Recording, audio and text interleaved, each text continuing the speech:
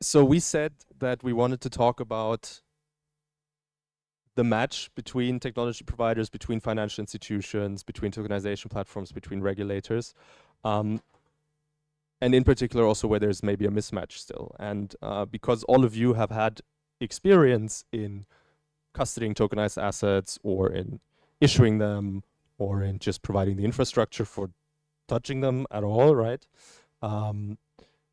You all have had challenges that you overcame. You've all had, these little things that you only notice when you actually go through with it. And you all have kind of a view of where the space is evolving. So I kind of wanna touch on that. And Miguel, because you're holding the microphone, you're going to be the first one to speak.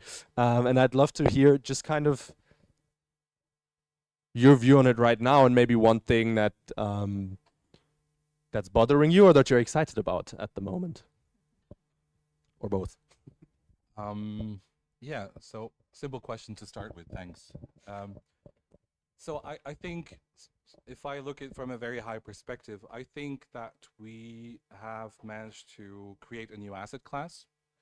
And I think that we have started discussing on how all of the standards from issuing until buying, selling, and redemption, how they should be transformed into the regulated space. So I think that at the moment we still have a cumbersome and very different way of transferring, for example, a fund share, transferring a house, transferring a car to somebody else, right? This is all very country specific, very different processes. And I think that what we anticipate is that transferring an asset will be as easy as transferring like a Bitcoin in the future. Now, I think what we've managed to do is to issue these assets. I don't think that we've managed to agree, because in order to agree on how to do that, we need to have custodians, issuers, asset managers, exchanges, clearing houses, everything. They all have to agree on common standards on how to treat these assets, and I think that we're not there yet. So how do you, maybe we pass it to Lorenzo or yourself, yeah? Ladies first. Ladies first. Sure. I mean, I want to touch, probably delicate things, which is the Web3 washing. Okay. So it's quite funny to hear that people, operator, financial institution pretend to launch new project on the blockchain, saying, okay, but we can use a private blockchain. Or, I don't know, you don't need a wallet. You don't need the custody. It's but it already works like that. So I think that the first things that we need to understand before talking about standard and regulator, do we want to use a new infrastructure or not? Because if yes, you need to go through all the opportunity, but also complexity that this new infrastructure, embed, meaning you need to have a wallet, you need to use an infrastructure which is different, is decentralized, not controlled by anyone, because otherwise it's like a normal database or a CSD database. So if you want to do that, then we can work on standard, we can work on and discuss around what are the missing point. Particularly, I agree with you, and I don't need to tokenize anything, but as a BlockInvest, as a tokenization provider, we are focusing on delivery to our institutional client use cases that probably worth to tokenize in 2026. So things that now are not digitized or are not listed. For example, I know that my American friends disagree, but we don't need to tokenize Tesla shares. Okay, they are already digitized, they are already transparent. There is a lot of compliance behind stock exchanges, so we don't need that immediately. But we need to, improve processes like transfer fund shares. Okay, they are, done on, if you're lucky, on Excel. So there are some underlying that, were to be innovated. But as we used to say, if you have the same process as today, you just tokenize a thing, it's okay for marketing and, I mean, as a new distribution channel, great, but you are not innovating anything. So we used to say we need to tokenize the process, okay, from cradle to grave. In that case, I mean, putting all the people, all the stakeholders on a new infrastructure, so everyone has its own wallet, everyone in a frictionless way interact with the smart contract. Now you can improve the process and in turn enable new things. Otherwise, it's just a Web3 washing. So let's talk about the process. Where is it broken right now? Where is it not tokenized? I've been in this space for 6 years, and when I started 6 years ago, and when we actually started building Dfns, we really started because we thought that one of the main hurdles in terms of processes and adoption was the technology. Technology was not there, and teams needed to kind of rebuild all the time their own custody infrastructure. And so in order to get to the application layer, you had already pretty much burned a lot of your efforts, right? And so what we thought was interesting was to create a product to enable those teams to start directly at the application level, removing that hurdles. 6 years later, what are the hurdles? So I think what we're showing here today is that it's a team effort, because what we're actually doing is completely changing and modifying the back end of finance industry as we know it. And so unless or until we have actually that flywheel technology effect across the spectrum, it's actually hard to get to the results we all know, which is optimizing processes and having a financial market that is blockchain powered and therefore much more efficient. So let's go to your questions again. What are the hurdles? So I represent today on this panel, even though Miguel is competing with me a bit. I represent the technology side of the conversation, and I think what we have been, or where we have been doing a lot of efforts over the past years, is to make sure that every single regulatory requirements translated into a new features that was an enabler for people to start building applications. What does it mean?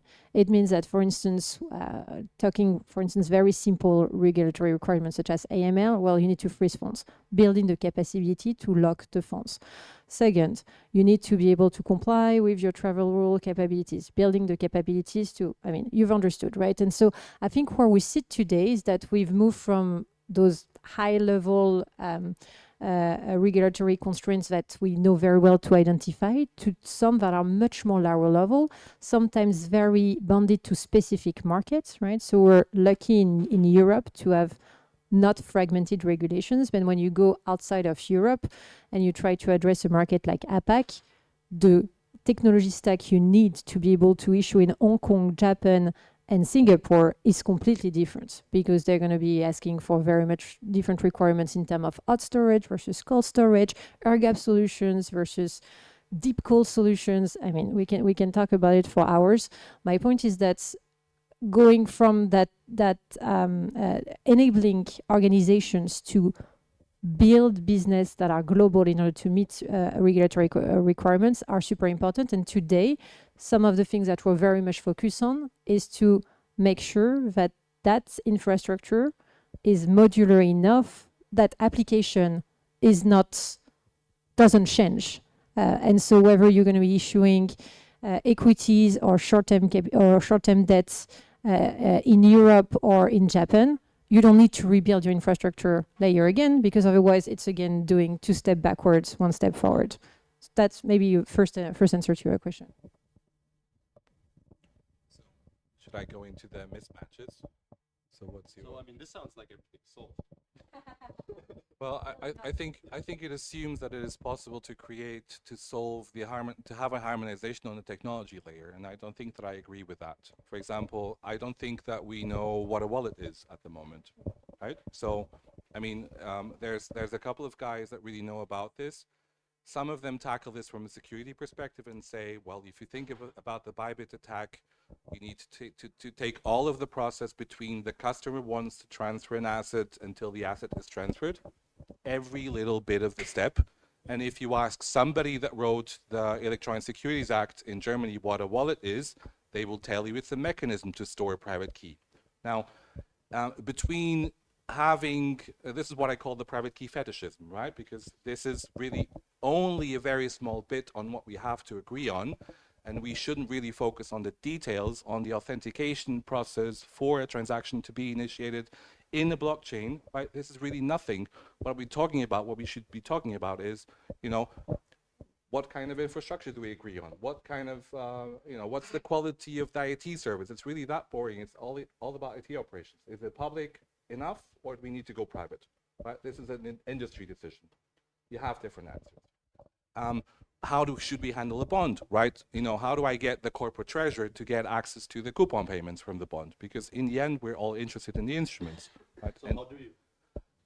I don't know yet, right? We need providers like SAP. I think they have been working on a solution, and they're working with some stablecoin issuers, and also some. I think you are. I don't know if you're involved at Zodia, but there's some custodians that facilitate that, and so we're talking about something very simple, right? Which is to receive a coupon in a stablecoin, and we're all selling this dream that it's all very easy. But I need a technical provider for the accounting that needs to change, right? SAP standard. Then I need a crypto custodian with a wallet that can receive at least the information that there has been a payment being done, right? And I have to have all of these providers harmonizing with my bank account, right? So this is I think this is a level of discussion that we should be having. You know, how do we handle the financial instruments and have the industry not focusing on security or those aspects, leave that to the parts that or to the part of the industry that tackles that, and then work, you know, think about the workflows. How do we exchange this? What is the workflow for, you know, doing a DVP? And at the moment, for example, I only see one bank doing this in the public, which I would like to, which was mentioned in the last panel, which is Bank. They are publishing their EIPs openly, and they're saying this is the way that we should do the whole settlement and clearing and all of the corporate actions. So just to say, somebody from Bank here, thank you. This, because we're working on the standards, we're working exactly on what we want to do, right? I don't know if you have anything that you disagree on that. No. I mean, I agree that it's an infrastructure shift. So it's not an application, it's an infrastructure. So to shift at this infrastructure level, it takes time. So that's why we're still here talking about, I mean, the first issuances, still low volume, because it's not easy. You were talking about corporate action, right? We do believe that issue tokens is not enough. One of the key things that we support is bond issuance, and the calculation engine is attached to the bond issuance. But I mean, I remember the first time we discussed with the head of DCM of one of the first European banks, saying, do we want to calculate the coupon on a daily basis or on a second basis? Because you could do on a second basis. I mean, it got scared, but the thing is, you need to talk about market hours. You need to I mean, you were talking about fund shares. You need to train a smart contract to, I mean, implement a cutoff. It's not supposed to be like that, the blockchain, right? So we don't have a market hour, bank holidays. So if you want to pay the coupon in stablecoin, much better.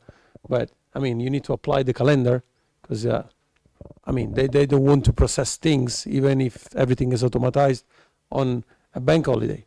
So I think the hurdle is, I mean, not any more discussion with the regulators, other than the concept of finality, because they're still struggling about that, but is the interaction between a new infrastructure that makes possible a lot of things with the legacy system.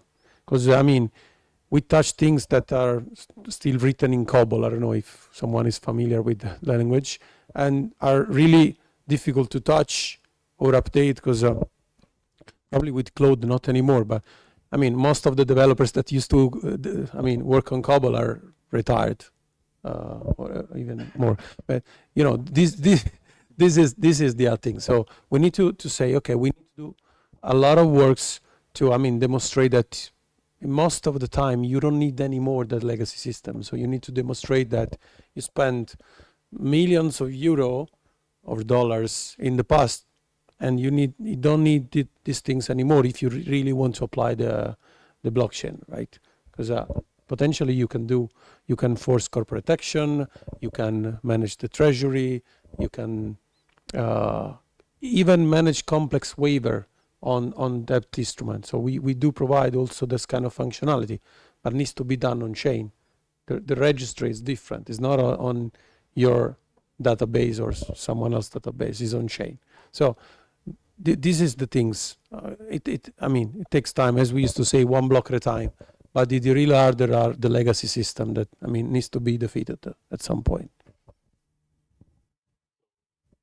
Understand you. Thanks. If I understand you both, I think correctly. So Miguel, you are disappointed that potentially regulators, or in general, there's still so much focus on just the small part of like what's a wallet, who's holding a private key, very technical stuff, where you say actually, like leave that to the specialists, like Clarisse, they can solve that. They have solved it. Yeah.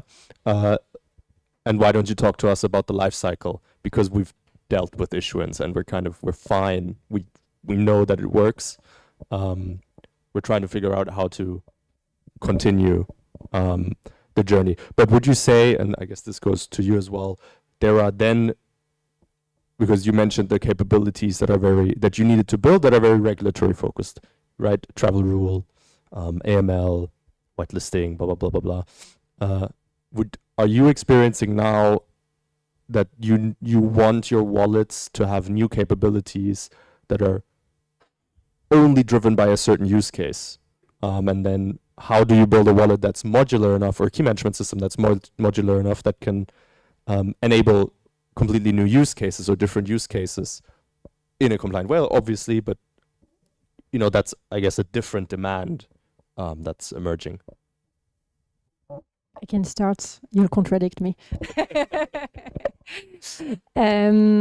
So something that we've done, or what we think is where we can add value, is that some of the processes that will be brought on-chain through the tokenization should be on-chain. So for instance, tokenizing equities without taking care of the corporate action on-chain is a bit silly. You missing a lot on the optimization.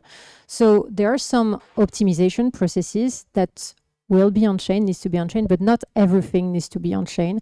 And from a corporate security, going back to the corporate security compliance aspect, it's important to have off-chain controls over your on-chain activities, so your smart contracts. So our view is that a wallet is an orchestration layer, a wallet is not an orchestration layer, but my definition of a wallet is a private key and a node.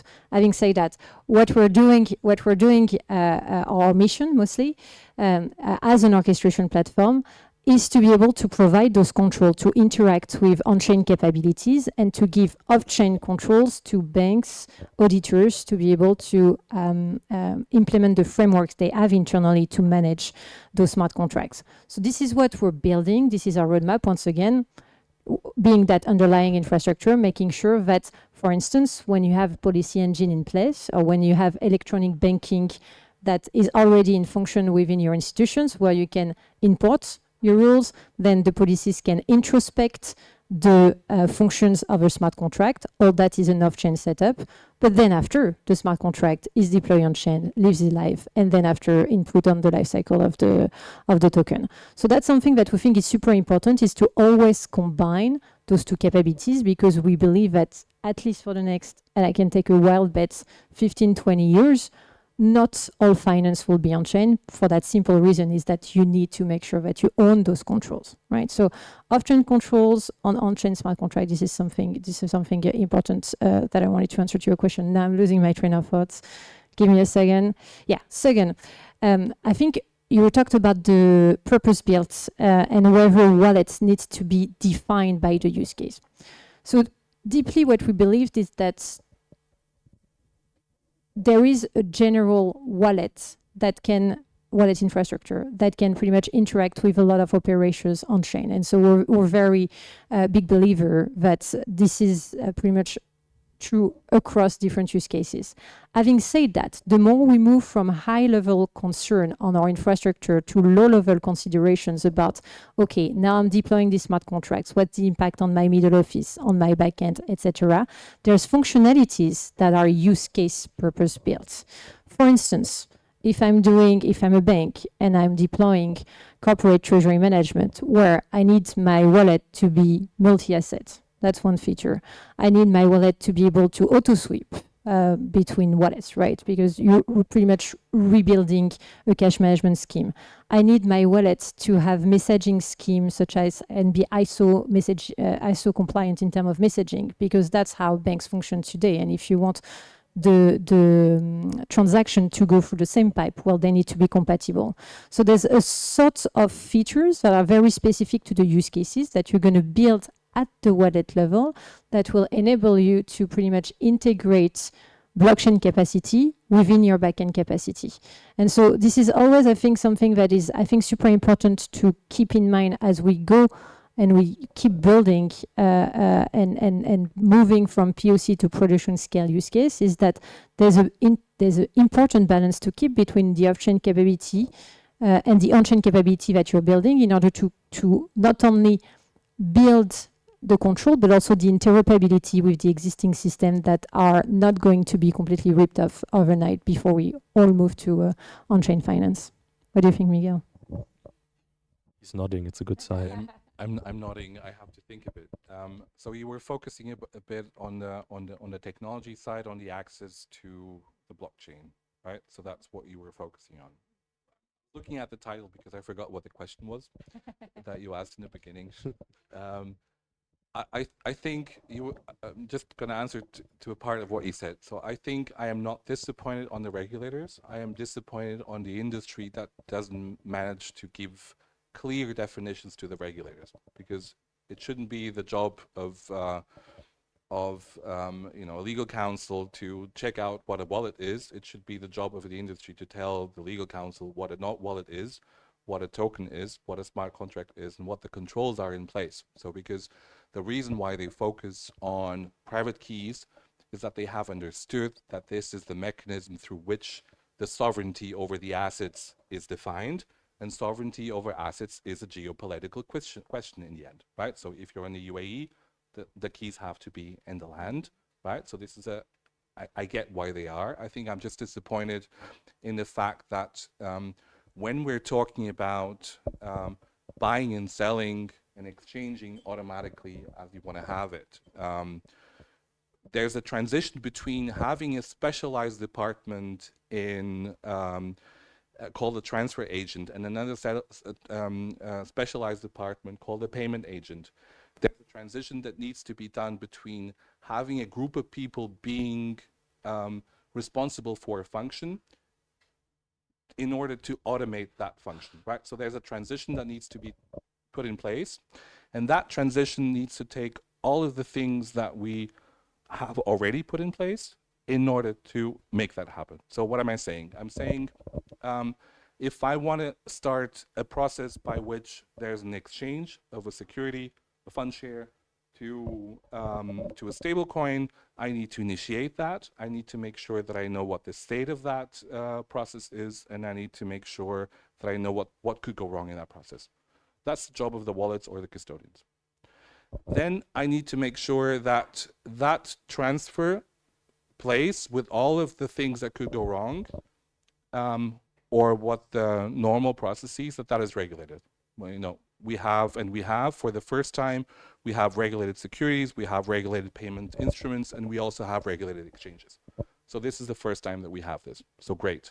Now we just need to agree on how to use that, right?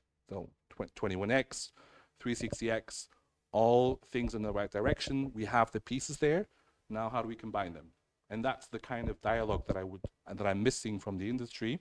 And I think we have a huge chance, because we have already those things in place. We just have to start talking about how do we use them, right? So that then the glue infrastructure that you guys produce that can be used, right? And then we can start reaping the benefits of having the securities, the cash, the exchange function, all of the corporate actions, have them on chain. So that's what I'm disappointed on, that we're not able to give that clarity to the regulators so that we can get a clarity on what the safety is, and what we should do and what we should not do.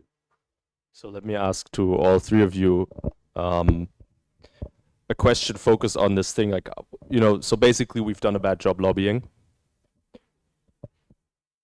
Obviously you work at the bank at the moment, right? And there are a lot of financial institutions here. Yeah. Banks are good at lobbying.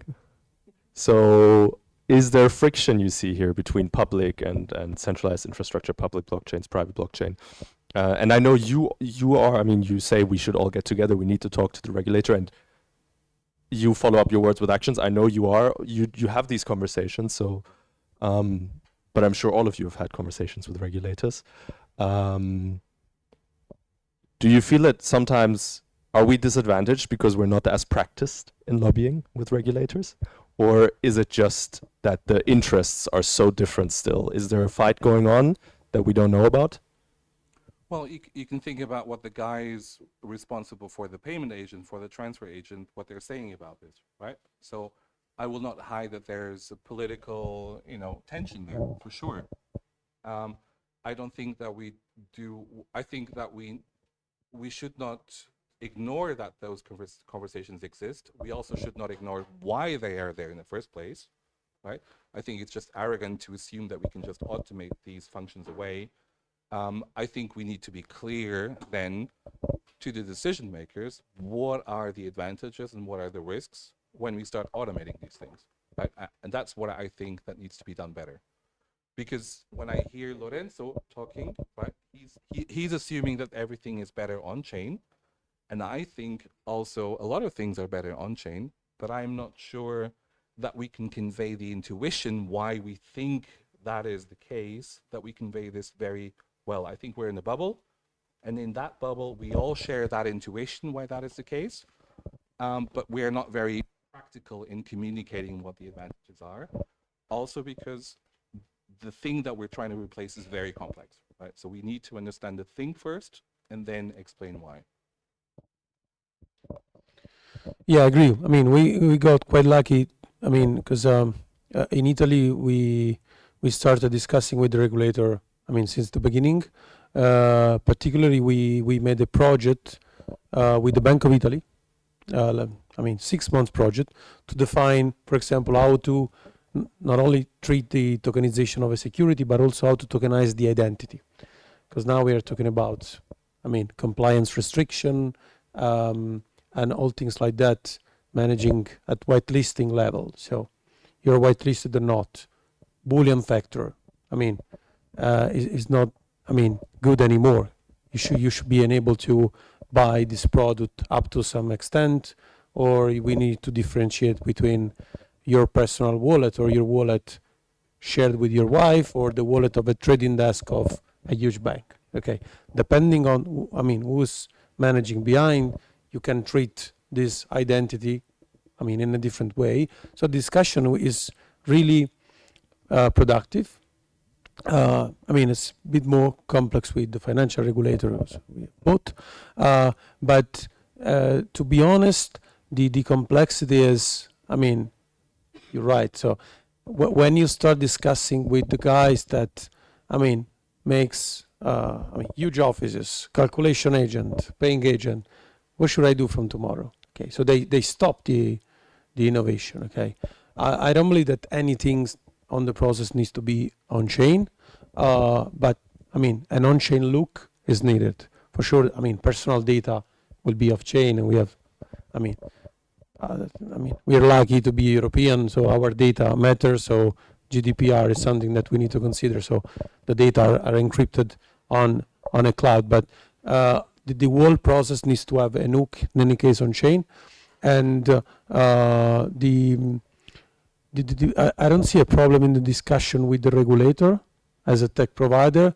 I see the problem in the fact that even if, apparently we have a common regulation, we just started a project in Germany actually. And we didn't expect to see some differences between the regulation in Italy and in Germany, even if they were supposed to be a copy-paste. I don't know who copy who, but Probably we copy the buffing, but I mean, this is the hard part, particularly when you need to build something that scale as a tech provider. At least a unique regulatory standard is needed, particularly for the securities. Otherwise, it's really complex. And again, it takes time because working on the processes takes time, and particularly not all the use cases can have the same speed. In Europe, we are great in depth. Okay, probably it's cultural. So 90% of our use cases are on the depth. So bonds, ABS notes. When you touch other processes that now, I mean, include a lot of stakeholders that get a lot of fees for things that could be automatized. But it's not only the blockchain. The AI is here, so they will be substituted by an agent. No, so this is I mean, the things that probably is missing. The industry should work together. Probably everyone is a bit greedy to say, okay, you need to come with my solution, my infrastructure.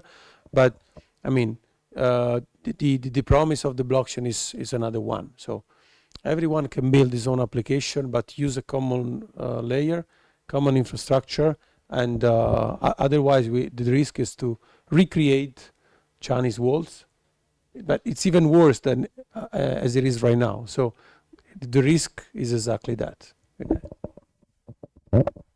Question specifically on, I think, the last thing you said, in terms of everybody wants to build their own thing, protect their IP, right? But we need some exchange of information. We need a common infrastructure, and obviously use somebody that is working with a lot of these institutions in them setting up their idea of, you know, what their processes should look like, what their custody should look like, what their tokenization should look like. How different or similar are the demands and the decisions that are being made? Because one would think, okay, well, if they all have a similar end goal and they're all kind of building on, let's say, public blockchain infrastructure, shouldn't their demands in, you know, how the setup should look be fairly similar? Yeah. My assumption is it's probably not. It's a good question. I think the answer is that they are very similar because you know how this process works, right? There's a few consulting firms that help those large, but that's true, that helps those large banks to run them up once they've decided to pretty much move to capacity. And so even though there are some differences by region, I've mentioned them, and actually this is where we're going to see most of the differences when actually regulation has a strong stand on at least on our part, on the technology, that we see most of the differences.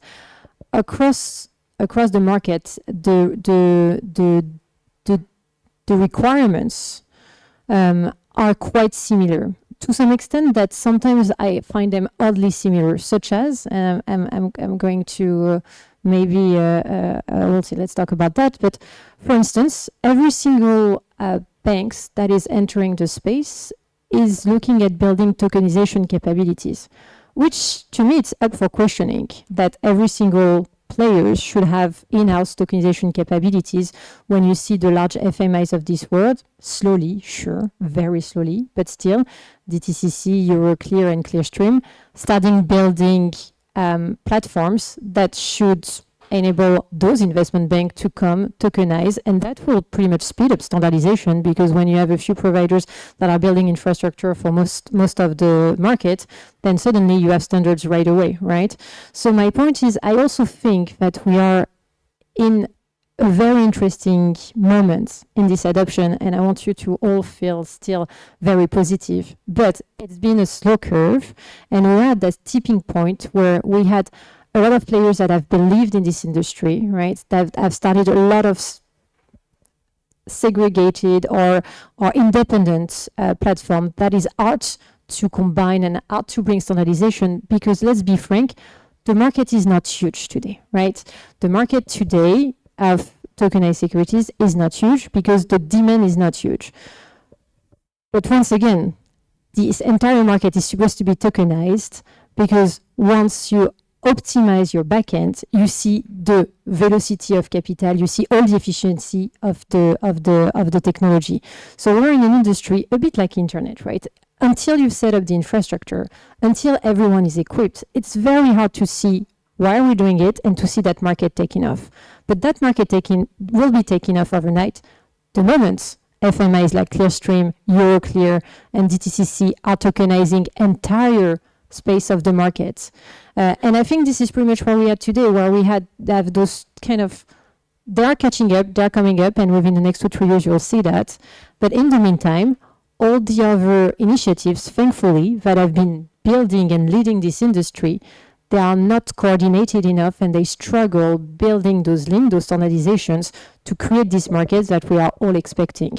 And I think the reason why we've been very optimistic also last year is that actually we thought, okay, tokenized cash, of course, that's the first use case, right? Because it's very easy to show for instance, if you do a corporate cash management use case, that instantly, if you repatriate your cash 24/7 hours, you have benefits, right? It's a use case that you don't show benefits only through the efficiency of your backend, right? And so there's several trends at play, and we need to really fuel those play. We need to keep building.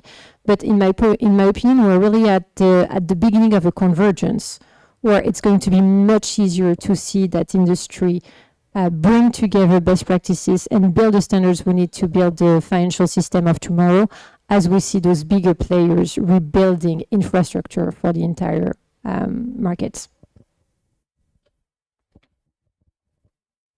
As we have 6 minutes and 55 seconds left, I do want to take the chance to ask if there's anybody in the audience that wants to take the opportunity to ask a question to either one of these great panelists. I do think there's a lot of knowledge here. We have somebody. Thank you. I'm the mic boy. Give me a sec. Hi, thank you so much. First, I come from a lobby organization, so apologies for not being effective enough. It's been a challenge, to be very honest, because also the industry is not making us a favor, using terminology such as smart contracts, let's say, right? So it begins there, but we're doing our best, and all the people are very busy. My question to you would be, if you had all the means available to you, what is the possible regulation, or what is the thing that you would want the regulators to change immediately? What would affect your business models or your clients the most? And if you could let us know your association. Yeah, sorry. So it's Anya, and I come from the European Crypto Initiative. Thanks.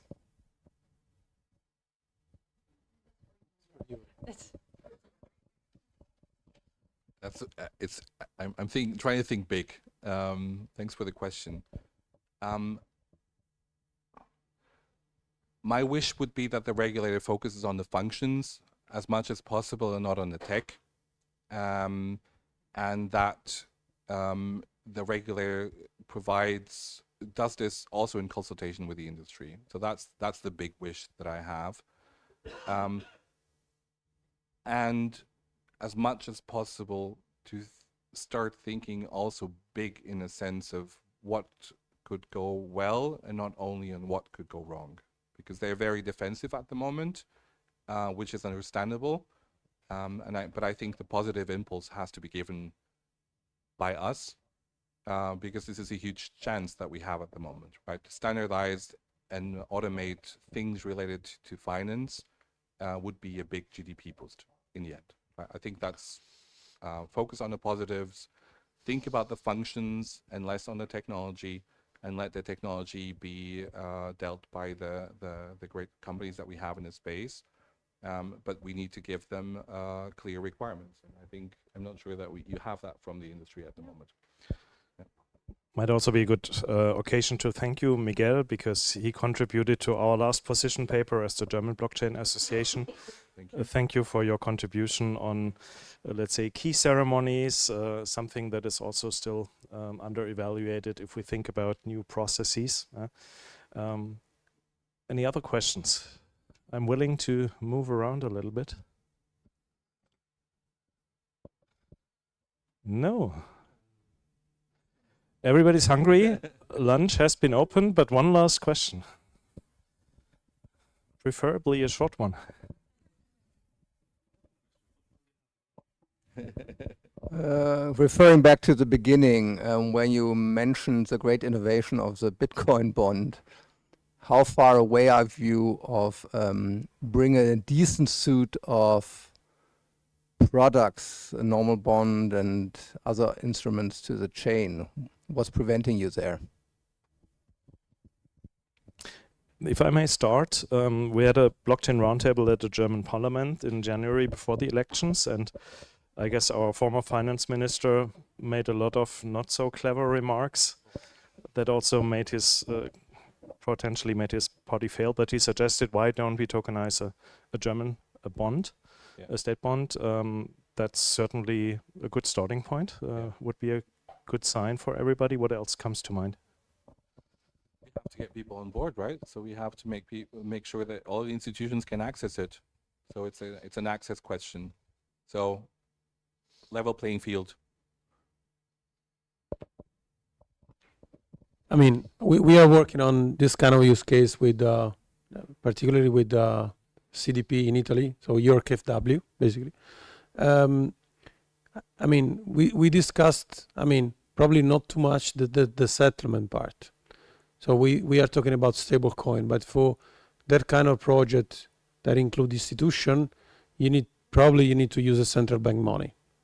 So the yesterday, the ECB published the Swagger for Pontes, and I mean, we are lucky enough to be involved in that phase that will open up probably in October this year. Because when you want to, I mean, reach that level of sophistication and say, okay, from now on we can build that kind of product on chain, you need to have a settlement layer. In that case, it's not on chain, but the finality here is no more, I mean, making maths, but it's granted by the ECB, period.